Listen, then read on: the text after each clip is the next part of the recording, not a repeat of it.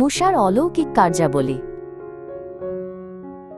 হাজার হাজার বছর আগে আফ্রিকা মহাদেশের নীল নদীর তীরবর্তী অঞ্চলে মিশর নামে এক শক্তিশালী সভ্যতা অপূর্ব জৌলুসে বিকশিত হয়েছিল। আকাশ ছুঁতে চাওয়া উঁচু পিরামিড, নির্মিত হয়েছিল মহিমান্বিত মন্দির, আর ফেরাউন নামে পরিচিত রাজা দেবতার মতো সর্বময় ক্ষমতা প্রয়োগ করতেন। কিন্তু এই উজ্জ্বল সভ্যতার গৌরবের আড়ালে, অধিকাংশ মানুষের চোখের আড়ালে এক গভীর অন্ধকার ছড়িয়ে পড়ছিল। সেই অন্ধকারের মধ্যেই এক জাতির বেদনাময় গল্প নীরবে শুরু হচ্ছিল। অনেক আগে কানান দেশে ভয়াবহ দুর্ভিক্ষ দেখা দিলে ইসরায়েলের লোকেরা বেঁচে থাকার জন্য মিশরে আশ্রয় নেয়।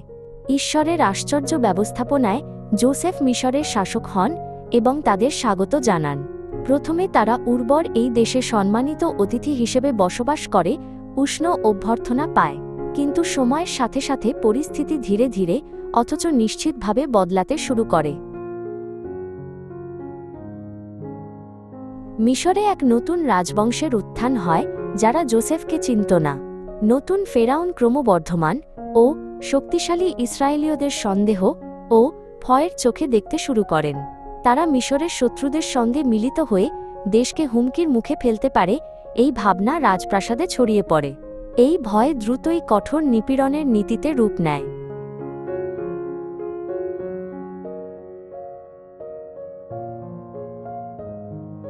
ইসরায়েলীয়দের হঠাৎ কঠোর পরিশ্রমে বাধ্য করা হয় এবং দাসত্বের করুণ অবস্থায় নামিয়ে আনা হয়। প্রখর রোদের নিচে তারা সারাদিন ইট বানাত ও ভারী পাথর বহন করত, ফেরাউনের নির্মাণ কাজে বলি হতো। তাদের ঘাম ও রক্তে মিশরের শক্তি বাড়তে থাকল, আর তাদের নিজস্ব স্বাধীনতা ধীরে ধীরে হারিয়ে গেল। তবুও তাদের হৃদয়ের গভীরে আশার একটি ক্ষুদ্র শিখা জ্বলতে থাকল। নির্মল পরিশ্রমের মাঝেও ইসরায়েলীয়দের সংখ্যা বাড়তেই থাকল। আরও বড় হুমকি অনুভব করে ফেরাউন ভয়াবহ আদেশ দিলেন, প্রতিটি নবজাত হিব্রু পুত্র শিশুকে নীল নদে নিক্ষেপ করতে হবে। এটি ছিল এক সম্পূর্ণ প্রজন্মকে মুছে ফেলার এবং সমাজের ভবিষ্যৎ ধ্বংস করার নিষ্ঠুর প্রচেষ্টা। তাদের হিব্রু বলা হতো, অর্থাৎ যারা পার হয়ে এসেছে ঈশ্বরের সঙ্গে চুক্তিবদ্ধ ইসরায়েলের জনগণ।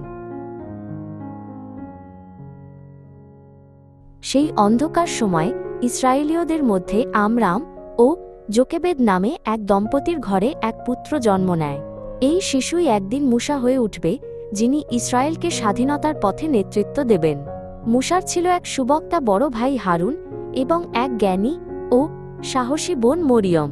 মৃত্যুর হুমকির মধ্যেও এই পরিবার ঈশ্বরে বিশ্বাস রাখল এবং শিশুর জীবন রক্ষা করার সংকল্প নিল। 3 মাস শিশুটিকে লুকিয়ে রাখার পর যোকেবেদ আর তাকে আড়াল করতে পারলেন না।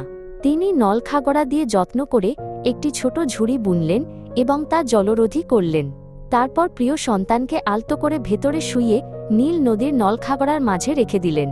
এটি হতাশার কাজ ছিল না, বরং সন্তানের জীবন সম্পূর্ণভাবে ঈশ্বরের হাতে তুলে দেওয়ার বিশ্বাসের সিদ্ধান্ত।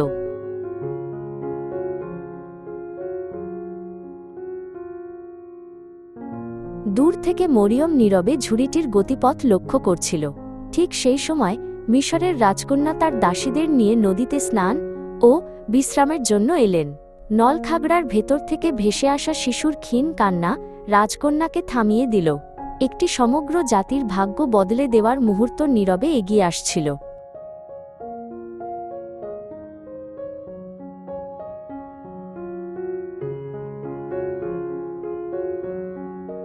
রাজকন্যা ঝুড়ির মধ্যে কান্নারত শিশুটিকে দেখে সঙ্গে সঙ্গে বুঝলেন সে হিব্রু সন্তান। তবুও তার হৃদয় প্রথমে জেগে উঠল করুণা। সেই মুহূর্তে মরিয়ম সাহস করে এগিয়ে এসে একজন হিব্রু ধাত্রী খুঁজে দেওয়ার প্রস্তাব দিল। অবিশ্বাস্যভাবে সেই ধাত্রীই ছিল শিশুটির নিজের মা যোকেবেদ।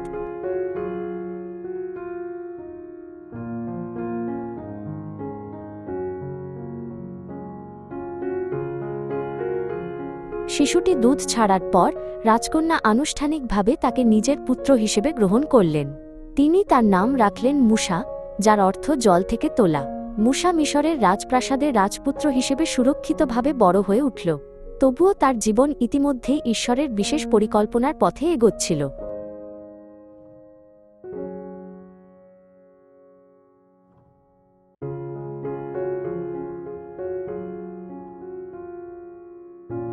রাজপুত্র হিসেবে মুসা শিক্ষা, রাজনীতি ও সামরিক বিদ্যায় সর্বোত্তম প্রশিক্ষণ লাভ করলেন।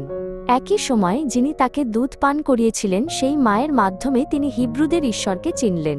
রাজপ্রাসাদের জাঁকজমক আর নিপীড়িত জাতির দুঃখের মাঝে তার অন্তরে গভীর দ্বন্দ্ব জন্ম নিল।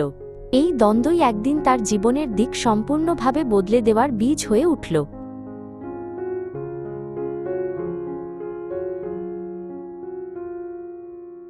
একদিন মুসা দেখলেন এক মিশরীয় কর্মচারী নির্মমভাবে এক হিব্রু দাসকে নির্যাতন করছে। রাগ সংবরণ করতে না পেরে তিনি সেই মিশরীয়কে হত্যা করে বালিতে লুকিয়ে রাখলেন। ঘটনাটি প্রকাশ পেলে ফেরাউন মুসাকে হত্যা করতে চাইলেন। মুসা রাজপ্রাসাদ ও তার রাজকীয় মর্যাদা ত্যাগ করে মিদিয়ানের মরুভূমি পালিয়ে গেলেন।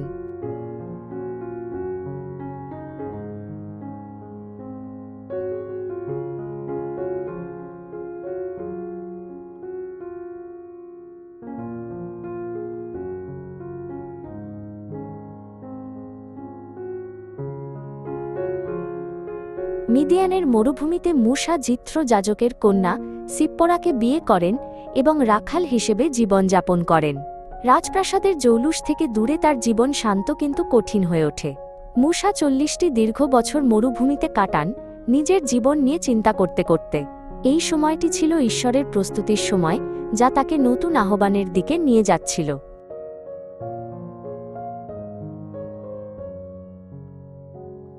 একদিন পাল চড়াতে চড়াতে মুসা হোরেব পর্বতে পৌঁছালেন, যা ঈশ্বরের পর্বত নামে পরিচিত। সেখানে একটি ঝোপ আগুনে জ্বলছিল, কিন্তু ভস্মীভূত হচ্ছিল না। আগুনের মধ্য থেকে স্বয়ং ঈশ্বর মুসাকে ডাকলেন। তাকে নিপীড়িত ইসরায়েলীয়দের দাসত্ব থেকে বের করে আনার পবিত্রী দেওয়া হল।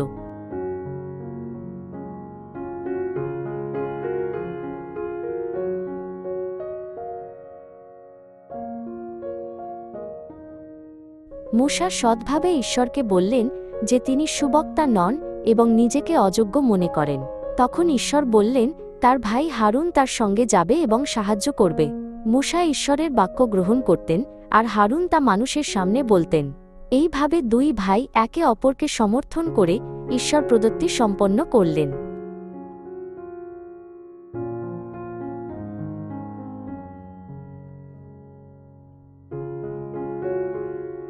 ঈশ্বরের আদেশ অনুযায়ী 40 বছর পর মুসা ও হারুন মিশরে ফিরে এলেন। তারা সাহসের সঙ্গে ফিরাউনের সামনে দাঁড়িয়ে স্পষ্টভাবে বললেন, আমার জনগণকে যেতে দাও। কিন্তু ফেরাউন একগুঁয়েভাবে তাদের দাবি প্রত্যাখ্যান করলেন। ইসরায়েলীয়দের দুঃখ আরও বেড়ে গেল।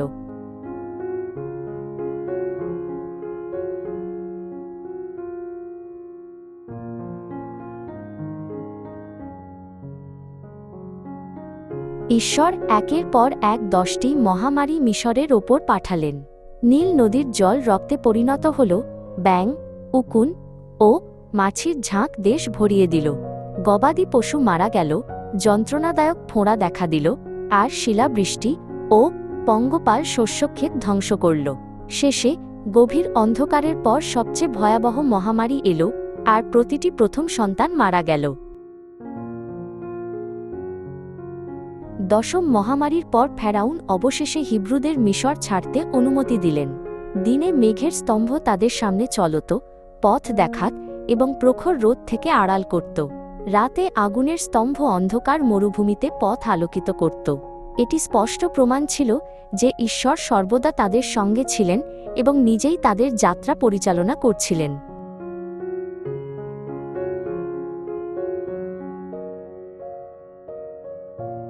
কিছু সময় পর ফেরাউন হিব্রুদের যেতে দেওয়ার জন্য গভীরভাবে অনুতপ্ত হলেন। তিনি নিজে 600 অভিজাত রথসহ বিশাল মিশরীয় বাহিনী নিয়ে তাড়া করলেন। মরুভূমি জুড়ে রথের গর্জন ও ঘোড়ার খুরের শব্দ ক্রমশ কাছে আসতে লাগল। ভয় ও উৎকণ্ঠা আবারও হিব্রুদের মুখে ছড়িয়ে পড়ল।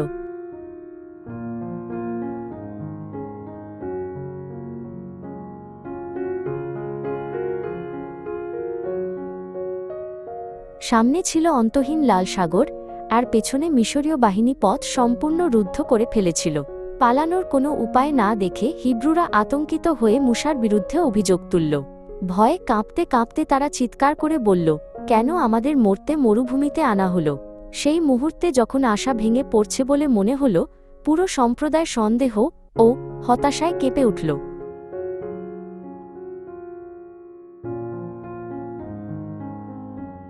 মূসা জনগণের কাছে চিৎকার করে বললেন, ভয় পেও না। ঈশ্বর তাকে আদেশ দিলেন লাঠি তুলে সাগরের দিকে হাত বাড়াতে। সারা রাত এক প্রবল পূর্ব দিকের বাতাস বইতে লাগল। লাল সাগরের জল ডান ও বাম দিকে বিভক্ত হল, আর মানুষের শক্তির বাইরে এক পথ খুলে গেল।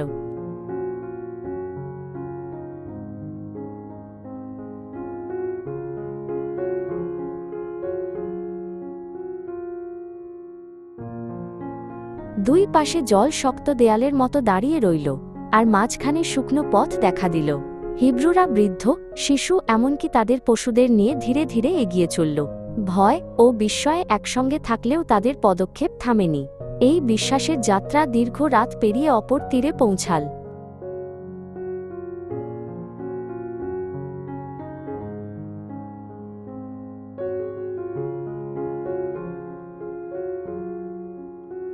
মিশরীয় বাহিনী থামেনি, বরং বিভক্ত সাগরের মধ্যে তাদের পেছনে ঢুকে পড়ল। রথ ও ঘোড়া জলের মাঝখানে ছুটে চলল, কিন্তু কাদায় আটকে গেল, চাকা খুলে পড়ল, আর বিশৃঙ্খলা ছড়িয়ে পড়ল। ঠিক সেই মুহূর্তে ঈশ্বরের আদেশে মূসা আবার হাত বাড়ালে জল একসঙ্গে ফিরে এলো। রথ ও সৈন্যবাহিনী সম্পূর্ণভাবে ডুবে গেল, একজনও বেঁচে রইল না, আর তারা চিরতরে শেষ হল। অপর তীরে পৌঁছে হিব্রুরা অবশেষে তাদের সম্পূর্ণ স্বাধীনতা নিশ্চিত করল।